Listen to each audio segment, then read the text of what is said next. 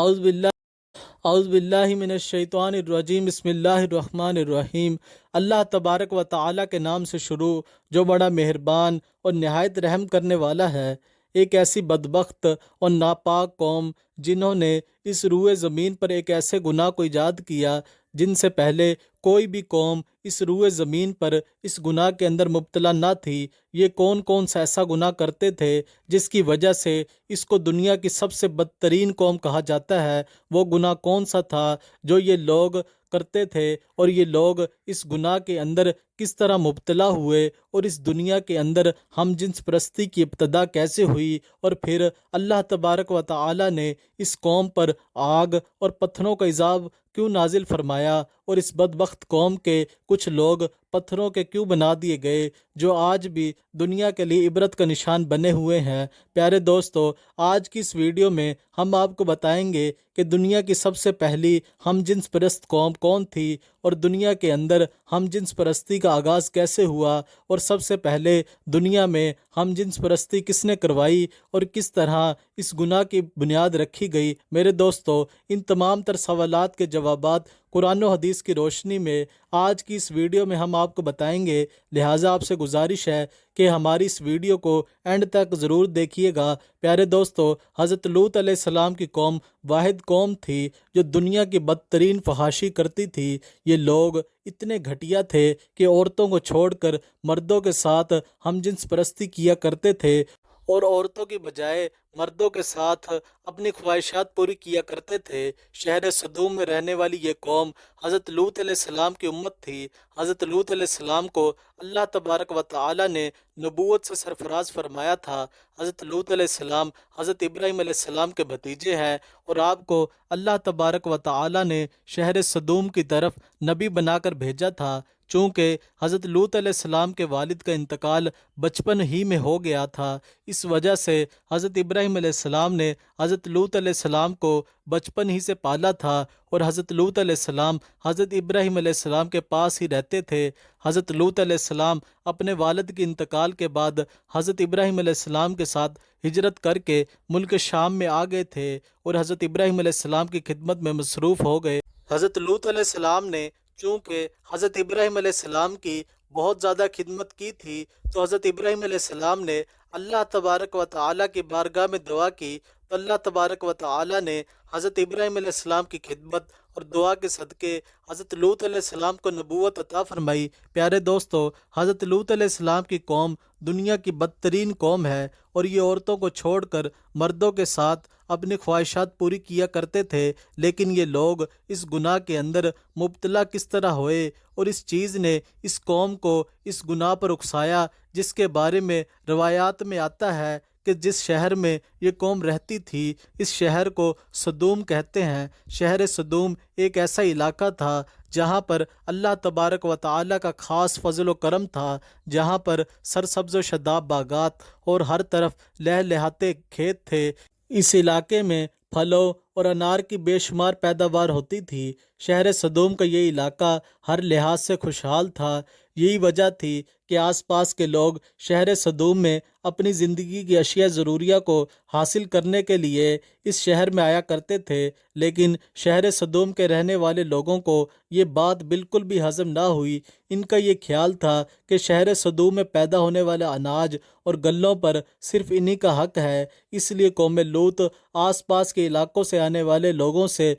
बहुत तंग थे। एक दिन कौम लूत के कुछ लोग इस बात पर झगड़ा कर रहे थे कि शैतान एक बूढ़े की सूरत में इनकी मजलिस में आया और इन लोगों से कहने लगा कि अगर तुम लोग इन मुसाफिरों से अपनी जान छुड़ाना चाहते हो तो जो मैं कहता हूँ वो करना पड़ेगा। चुनाचा शैतान की ये बात सुनकर लोग शैतान से पूछने लगे वो कौन सा काम है जिसके करने की वजह से हमें इन मुसाफिरों से छुटकारा हासिल हो सकता है। तो शैतान ने कहा कि मैं तुम्हें कल बताऊंगा। चुनाचा अगले दिन शैतान एक खूबसूरत नौजवान लड़के की सूरत में इन लोगों के पास आया और शहर सदूम के लोगों को अपनी तरफ माइल करने लगा। यहाँ तक कि शहर सदूम के लोग इस लड़के की तरफ माइल हो गए और इस खूबसूरत लड़के के साथ जना कर बैठे। इस बदकारी के बाद शैतान ने इन लोगों से कहा कि अगर तुम लोग आने जाने वाले मुसाफिरों से اپنی جان چھڑانا چاہتے ہو تو تم لوگ ہر آنے والے مسافر کے ساتھ یہی بدفعلی کیا کرو۔ جب تم لوگ ہر آنے والے مسافر کے ساتھ یہ بدفعلی کیا کرو گے تو کوئی بھی مسافر تمہارے علاقے میں داخل نہ ہوگا۔ پیارے دوستو، اس طرح شیطان نے سب سے پہلے اس قوم سے بدفعلی کروائی، اور اس گناہ کا اس قوم کو ایسا چسکا لگا کہ وہ اس گناہ کے عادی بن گئے، اور نوبت یہاں تک پہنچ گئی کہ لوگ عورتوں کو چھوڑ کر مردوں کے ساتھ اپنے جنسی تعلقات قائم کرنے لگے اور اپنی خواہشات پوری کرنے لگے۔ یہ گناہ شہر سدوم میں اس قدر عام ہو گیا کہ ہر گھر میں یہ گناہ ہونے لگا، اور کوئی بھی محفل اس گناہ سے خالی نہ ہوتی۔ ادھر جب حضرت لوط علیہ السلام کو اپنی قوم کے اس فعل کا پتہ چلا تو حضرت لوط علیہ السلام بہت غمگین ہوئے، اور حضرت لوط علیہ السلام نے اپنی قوم کو اللہ تبارک و تعالیٰ کے عذاب سے ڈرایا اور اس گناہ سے منع کیا، جس طرح کہ اللہ تبارک و تعالیٰ قرآن پاک میں ارشاد فرماتا ہے، اور کیا وہ بے حیائی کرتے ہو جو تم سے پہلے جہاں میں کسی نے نہ کی، تم مردوں کے پاس شہوت سے جاتے ہو عورتوں کو چھوڑ کر، بلکہ تم لوگ حد سے گزرے ہوئے ہو۔ پیارے دوستو، یہ بدبخت قوم اس گناہ کے اندر اس قدر مبتلا ہو گئی کہ حد سے زیادہ بڑھ گئی۔ حضرت لوط علیہ السلام نے اپنی قوم کو بارہا دفعہ سمجھایا، لیکن یہ قوم اس گناہ سے باز نہ آئی۔ جب حضرت لوط علیہ السلام اس قوم کو اس گناہ سے منع کرتے تو یہ لوگ حضرت لوط علیہ السلام کو برا بھلا کہتے، اور نوبت یہاں تک پہنچ گئی کہ حضرت لوط علیہ السلام کو اس شہر سے نکالنے کی دھمکیاں دینے لگے، جس طرح کہ اللہ تبارک و تعالی قرآن پاک میں ارشاد فرماتا ہے، اور اس کی قوم کا کچھ جواب نہ تھا مگر یہی کہ ان کا کہنا تھا کہ اپنی بستی سے نکال دو، یہ لوگ پاکیزگی چاہتے ہیں۔ اس طرح جب یہ قوم حد سے زیادہ بڑھ گئی اور حضرت لوط علیہ السلام کو دھمکانے لگی، اور ساتھ ہی حضرت لوط علیہ السلام کو یہ کہنے لگی کہ اگر تم اللہ تبارک و تعالیٰ کے سچے نبی ہو تو تم ہم پر وہ عذاب لے آؤ جس عذاب سے تم ہم کو ڈراتے ہو، اور اس طرح اس بدبخت قوم نے خود ہی اللہ تبارک و تعالیٰ کے دردناک عذاب کو طلب کیا۔ پیارے دوستو، جب حضرت لوط علیہ السلام کی قوم اس بدفعلی کی وجہ سے قابل ہدایت نہ رہی تو اللہ تبارک و تعالیٰ کی طرف سے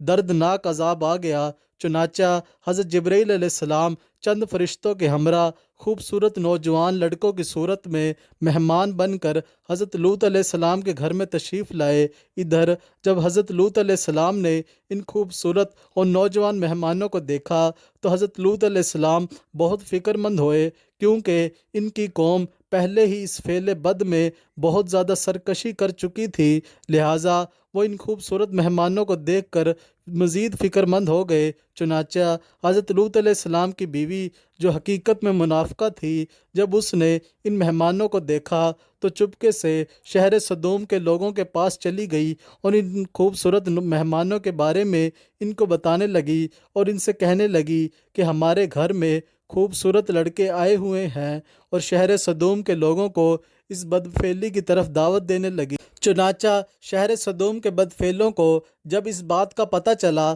تو تمام لوگوں نے حضرت لوط علیہ السلام کے گھر کا محاصرہ کر لیا، اور یہ لوگ ان مہمانوں کے ساتھ بدفعلی کرنے کے ارادے سے حضرت لوط علیہ السلام کے گھر کی دیواروں پر چڑھنے لگے۔ چنانچہ حضرت لوط علیہ السلام نے جب یہ منظر دیکھا تو اپنے مہمانوں کو ایک کمرے میں چھپا دیا، اور حضرت لوط علیہ السلام نے اپنی قوم کے بدفعلوں کو نہایت ہی دل سوزی کے ساتھ سمجھانا شروع کر دیا، مگر ان بد ارادہ لوگوں نے اور بد کردار لوگوں نے حضرت لوط علیہ السلام کی کوئی بھی بات نہ مانی، اور اس قوم کے بدبخت لوگ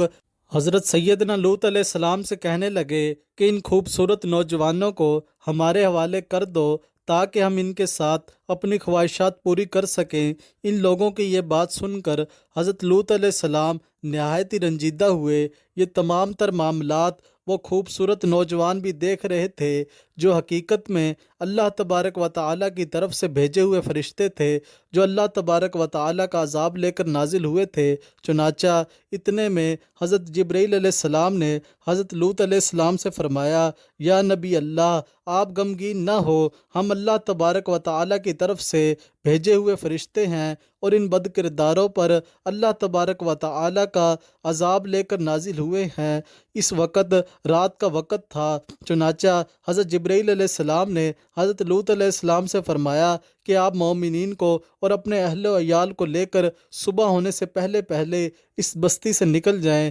اور خبردار کوئی بھی شخص پیچھے مڑ کر نہ دیکھے، ورنہ جو شخص پیچھے مڑ کر اس بستی کی طرف دیکھے گا وہ بھی اللہ تبارک و تعالیٰ کے اس دردناک عذاب کے اندر مبتلا ہو جائے گا۔ چنانچہ حضرت لوط علیہ السلام اپنے گھر والوں کو اور مومنین کو اپنے ساتھ لے کر اس بستی سے روانہ ہو گئے، جس کے بعد حضرت جبرائیل علیہ السلام اس شہر کی 5 بستیوں کو اپنے پروں پر لے کر آسمان کی طرف بلند ہوئے، اور کچھ اوپر جا کر ان بستیوں کو زمین پر الٹ دیا، اور پھر اس کے بعد اللہ تبارک و تعالی نے اس بدبخت قوم پر پتھروں اور آگ کی بارش برسا دی، اور اس طرح اللہ تبارک و تعالیٰ کے اس دردناک عذاب کے اندر قوم لوط کی لاشوں کے پرخچے اڑ گئے، اور اللہ تبارک و تعالیٰ کے اس دردناک عذاب نے شہر صدوم کو تہس نہس کر دیا۔ اسی دوران جب یہ اللہ تبارک و تعالیٰ کا دردناک عذاب نازل ہو رہا تھا تو حضرت لوط علیہ السلام کی بیوی،